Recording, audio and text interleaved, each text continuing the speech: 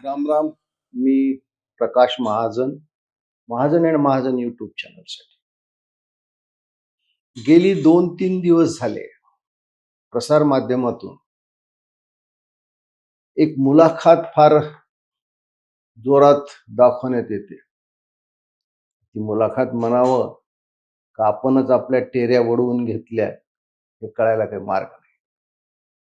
कारण मुलाखत घेणारे नौकर, मुलाखत देणारे मालक, आणि मालक आणि नौकरातला तो सगळा संवाद होता. आणि तो सगळा संबंध त्यांनी महाराष्ट्राशी, मराठी माणसाशी जोडला. कारण तो तसा जोडला नसता तर कदाचित ही मुलाखत कुणी ऐकली नसती. गेली महिना झाले एक देशभरात चित्रपट गाजतोय, धुरंधर. त्या धुरंधर चित्रपटात एक गाणं आहे, गाणं नाही, ती मूळ जुन्या चित्रपटातली एक कव्वाली आहे. आणि त्यातला एक खूप चांगला शब्द आहे, शौक है खाना खराब. खाना खराब याचा अर्थ असा की जो स्वतःलाच उद्ध्वस्त करून घेतो, स्वतःला उद्ध्वस्त करून घेतो. मला हा शब्द ऐकल्यावर पटकन माझ्या डोळ्यासमोर हे 2 ठाकरे बंधू आले.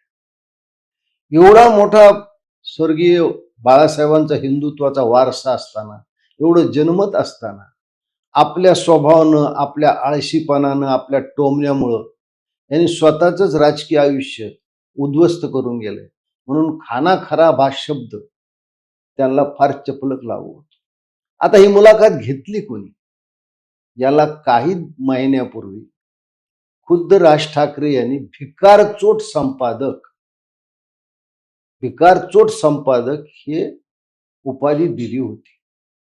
आणि त्या मुलाखतीला कुठंतरी ग्लॅमर यावं म्हणून ग्लॅमर गेलेला एक सिने अभिनेता तिथं बसवला. म्हणजे त्याचा अभिनय तसा सुमारच आहे.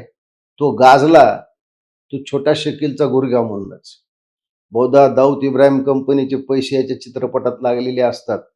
कारण काही वर्षापूर्वी याचा आणि छोट्या शकीलशी फोनवर काय संवाद झाला नाशिक मधून ते सगळ्या जगाने ऐकलेलं आहे. आता ही मुलाखत घेताना मला हे लक्षात आलं नाही की संजय राऊत हे आपल्याच मालकाचे कपडे काढतात का काय. आता संजय राऊतांनी पहिला प्रश्न हा विचारला की 20 वर्ष का वाट पाहावी लागली महाराष्ट्राला तुम्हा दोघांना एकत्र येण्यासाठी? 20 वर्ष महाराष्ट्र वाट पाहतोय. या प्रश्नाच्या उत्तराकडे उद्धव ठाकरेनं राज ठाकरेकडे बोट दाखवलं. तुम्ही यांनाच विचारा म्हणले का नाही आले?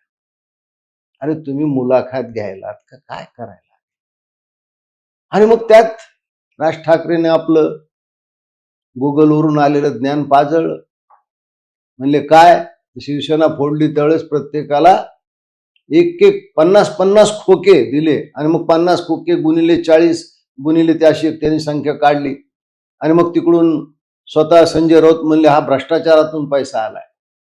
संजय राऊतजी, आपली दिल्लीत काय प्रतिमा आहे, दिल्लीत आपल्याला काय समजतात हे मी बोलणार नाही. पण या मुलाखतीमध्ये तुम्ही तुमच्याच मालकाचे कपडे काढताय ना. आता मला सांगा की हा जो कोण तो अभिनेता बसला होता त्यांनी सांगितलं की मुंबईत अशी परिस्थिती झाली की मला माझ्या मुलांना बाहेर पाठवण्याची भीती वाटते. आम्हाला श्वास घेण्याचं सुद्धा शुद्ध हवा नाही. अहो गेली 25 वर्ष या 2 भावाची सत्ता होती ना. मुंबईच्या अधोगतीला कोण कारणीभूत होतं? हे 2 भाऊच कारणीभूत होते ना.